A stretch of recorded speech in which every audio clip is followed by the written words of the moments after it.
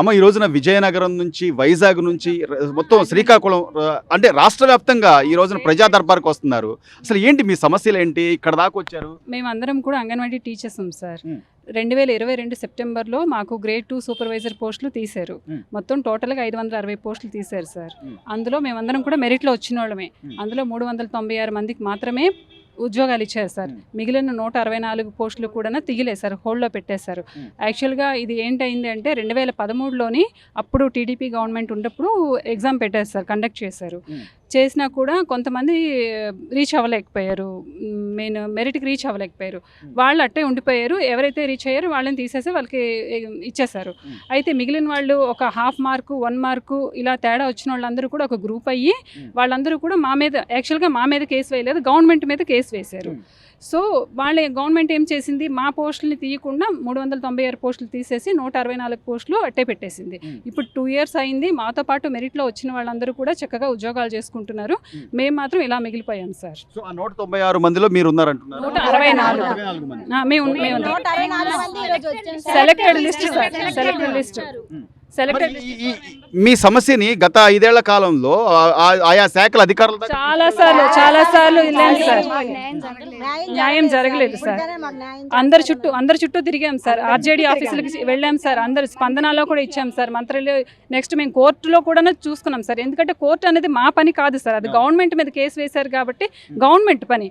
కానీ గవర్నమెంట్ పట్టించుకోలేదు. ఎవరి దగ్గరికి వెళ్ళినా కూడా ఏమన్నారు, కోర్టులో స్టే ఉంది కాబట్టి మీరు స్టే తీయించుకోండి, మీ ఉద్యోగాలు మీకు ఇచ్చేస్తాం అన్నారు. కానీ అది మా బాధ్యత కాదు కదా సార్, గవర్నమెంట్ బాధ్యత. అది 164 పోస్టులు అవి కాకుండా వేరే ఉన్నాయి, అవి ఇవ్వాలన్నా ఇవ్వగలరు గవర్నమెంట్, కానీ మాకు ఇవ్వకుండా చాలా అన్యాయం చేశారు. మేము 2 సంవత్సరాల నుంచి ఎంత సఫర్ అవుతున్నామో, ఎంత డిప్రెషన్లోనే అవుతున్నామో ఆ దేవుడికి కూడా తెలియదు. కొన్నాళ్ళకి ఇప్పుడు వీళ్ళు కూడా ఇవ్వకపోతే ఇంకా మేము ఉద్యోగాలు చేయలేము, ఇంకేం చేసుకోవాలో తెలియదు మా ఫ్యామిలీలు. మరి మేము కనుమరుగు అయిపోతాం. మీరంతా కూడా మెరిట్లో ఉన్న వాళ్ళే, గతంలో ఉద్యోగాలు చేసిన వాళ్ళే, సెలెక్ట్ అయిన వాళ్ళే.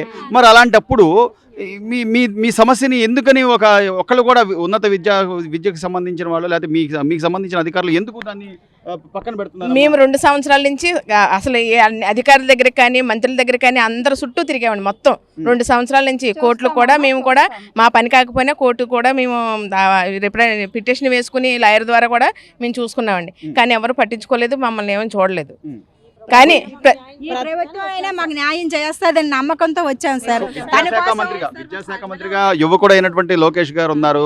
ఆయన ఒకవేళ ఏది చేయకపోతే ఈ ప్రజా దర్బార్ అనే కార్యక్రమాన్ని ఏర్పాటు చేసేవాళ్ళు కాదు. నమ్మకంతో శ్రీకాకుళం నలుమూల నుంచి వచ్చాం సార్. మేము నిన్న సాయంకాలం, నిన్న ఆఫ్టర్నూన్ బయలుదేరి ఇప్పటికి వచ్చాం సార్. మేము ఇప్పుడు వరకు స్నానాలు ఏం లేదు. అతన్ని కలిసి మా గోడుని చెప్పుకొని మాకు న్యాయం చేయాలనేసి కోరుకుంటున్నాం సార్. అతను చేస్తారు, ఎలాగైనా లోకేష్ గారు న్యాయం చేస్తారనే మేము గట్టి నమ్మకంతోనే మేము ఎక్కడెక్కడి నుంచో నలుమూల నుంచి వచ్చామండి సార్. ఈ గతంలో అమ్మ అనేక ఇబ్బందులు పడ్డ నేపథ్యం, మీ అంగన్వాడీ టీచర్లు కానివ్వండి, లేకపోతే అక్కడ ఉన్నటువంటి ఆయాలు కానివ్వండి, రాష్ట్ర వ్యాప్తంగా ఆందోళనలు ఎక్కడెక్కడ అనగదొక్కిన పరిస్థితులు కూడా మీరు చూశారు.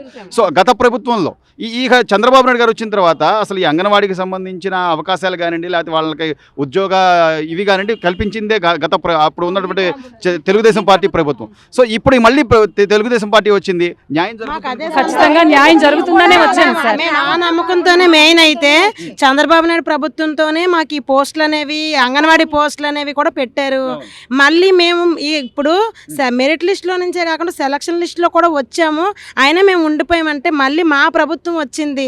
ఈసారి మాకు కంపల్సరిగా మాకు న్యాయం వస్తుంది, మేము మళ్ళీ జాబుల్లో ఎప్పుడులా మేము చేరుతాము అనే ఒక ఉద్దేశంతో, నమ్మకంతో మేము నిన్నటి నుంచి ఈ ప్రజా దర్బార్లో మేము ఇవ్వాలి ఎలా అయినా సరే రిప్రజెంటేషన్, ఇక్కడికి వచ్చి ఇస్తే మా సమస్య క్లియర్ అవుతుందని నిన్నటి నుంచి మేము అందరినీ మాట్లాడుకొని రాత్రిలే బయలుదేరి ఇక్కడికి వచ్చి చేరుకున్నాం. అయితే రిప్రజెంటేషన్ ఇచ్చాము, సార్ మాట్లాడుతానన్నారు. అయితే విద్యాశాఖ మంత్రిగా లోకేష్ గారే ఉండడం కూడా మాకు ఒక ప్లస్ అయ్యింది. మా అనుకూలతగా మాకు వస్తుంది, న్యాయం జరుగుతుంది, ఇక మేము కొన్ని రోజుల్లోనే మేము జాయిన్ అవుతాము అనే ఆశ కలిగింది. అంటేనే ఇతను ఈ విద్యాశాఖ మంత్రిగా ఉన్నారు. ఎంతమంది వాళ్ళ పిల్లలతో కానీ లేకపోతే భర్తకు చేదోడు వాదోడుగా ఎంతో కొంత సాయంగా ఉండాలనే మహిళలు బయటకు వచ్చి ఉద్యోగాలు చేసే అవకాశం ఉంటుంది. ఈ రిప్రజెంటేషన్ చేశారా? ఇప్పుడున్న పెరిగిన ఖర్చుల దృష్ట్యా కానీ మీకు కూడా పోస్టులు వస్తే మీరు ఒక గవర్నమెంట్ ఉద్యోగిగా ఇప్పటికి సర్వీస్ లాస్ అయ్యాం సార్. 2 years అవుతుంది, నియర్లీ 2 years అవుతుంది. అసలు ప్రాబ్లం ఏంటంటే నోటిఫికేషన్ ఎందుకు వేశారు, కేసు ఉంది అన్నారు. కేసు ఉన్నప్పుడు నోటిఫికేషన్ ఎలా వేశారు? నోటిఫికేషన్ వేశారు, మేము కష్టపడి రాసి ప్రిపేర్ అయ్యి మేము ఆల్రెడీ సెలెక్టెడ్, మేము 164 మెంబర్స్ సెలెక్టెడ్ లిస్ట్లో ఉన్నాము. ఆ లిస్ట్లో ఏం పెట్టారంటే స్టేట్ వైజ్గా 164 పోస్టులు ఆపుతున్నాము, హోల్డ్లో పెడుతున్నాము. ఒక కేసు ఉంది, 29506 కేసు ఉంది, అది క్లియర్ అయ్యే వరకు హోల్డ్లో పెడతామన్నారు. మేమేంటి ఒక 10 days, ఒక 1 month 2 monthsలో క్లియర్ అవుద్ది కదా, పంపిస్తారు అనుకున్నాం. ఇప్పటికి నియర్లీ 2 years అవుతుంది.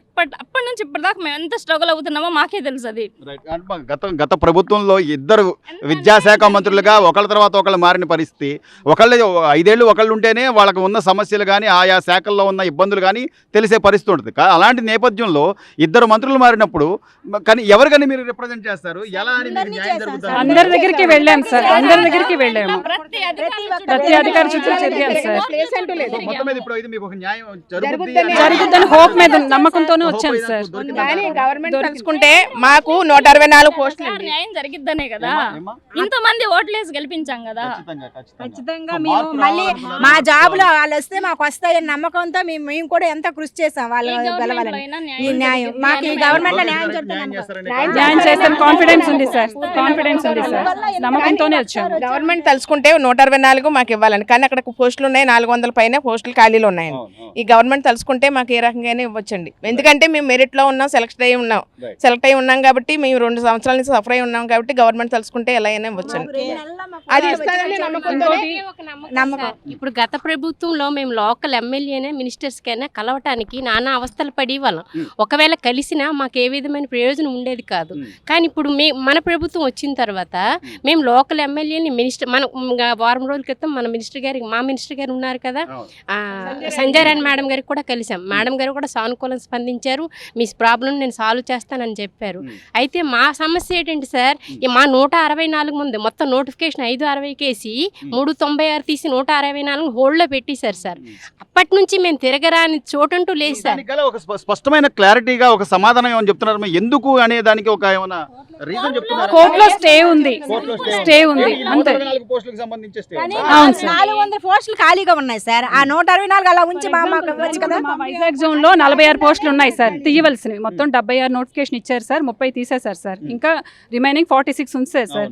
మేము ఆర్టీఐ యాక్ట్ పెట్టుకుంటే గత జనవరిలోని 152 పోస్టులు మిగతా అంటే 46తో కలిపి 152 అంటే ట్రిపుల్ ఉన్నాయి సార్, ట్రిపుల్ ఉన్నాయి. ఇవ్వాలి అనుకుంటే గవర్నమెంట్ రేపు మాకు ఇచ్చేయచ్చు సార్. రిప్రజెంటేషన్ అయితే లోకేష్ గారు మీరు చెప్పారు, ఆయన స్పందించారు సార్. ఓవరాల్ గా మీకు న్యాయం జరుగుతుంది అనుకుంటున్నారమ్మా? ఖచ్చితంగా జరుగుద్దని సార్. మేము అసలు ఇచ్చేపురం నుంచి ఇక్కడ ఒంగోలు చుట్టుపక్కల మొత్తం 164 రాష్ట్ర వ్యాప్తంగా వచ్చాను సార్. నేను ఈవినింగ్ మాకు ఒక మెసేజ్ వచ్చింది, మా వాళ్ళు ఇక్కడ లోకల్ లీడర్స్ ఎవరు ఉన్నారు రమ్మని చెప్తే, ప్రజా దర్బార్లో మా సమస్య తీరుద్ది, శాశ్వతంగా పరిష్కారం దొరుకుద్దని మేమందరం మంత్రిగా ఉన్నారు కూడా. అయితే మేమందరం మధ్యతరగతి సార్, మాకు మా కుటుంబానికి చేదోడుగా ఉంటామని ఆశతోనే వచ్చాం. ఈరోజు మీ ద్వారా పత్రికా ముఖంగా మీరు కూడా మాకు హెల్ప్ చేయండి సార్, మా మెసేజ్ని సార్ వరకు చేరనియండి సార్. సార్ వరకు పంపించండి.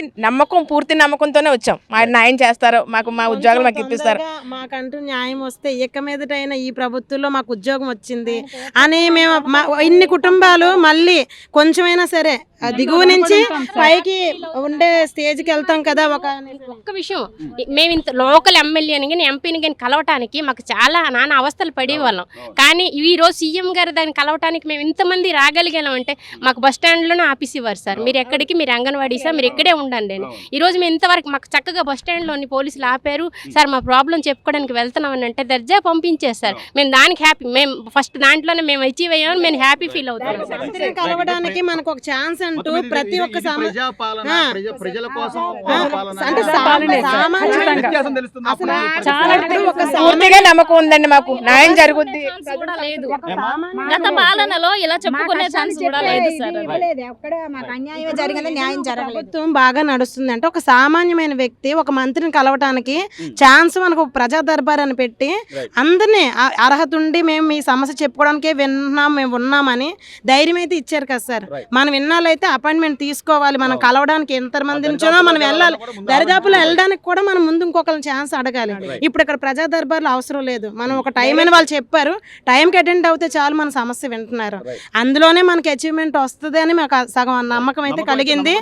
అది నిన్నైతే పవన్ కళ్యాణ్ గారి దగ్గర కూడా వెళ్ళామండి, పిఠాపురం కూడా వెళ్ళాము మేము.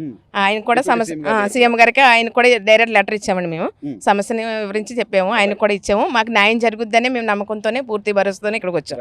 న్యాయం జరుగుద్ది. మీ ఛానల్ ద్వారా కూడా మా నాయకుల దగ్గరికి మీరు తీసుకెళ్తారని అందరి సమస్యలు.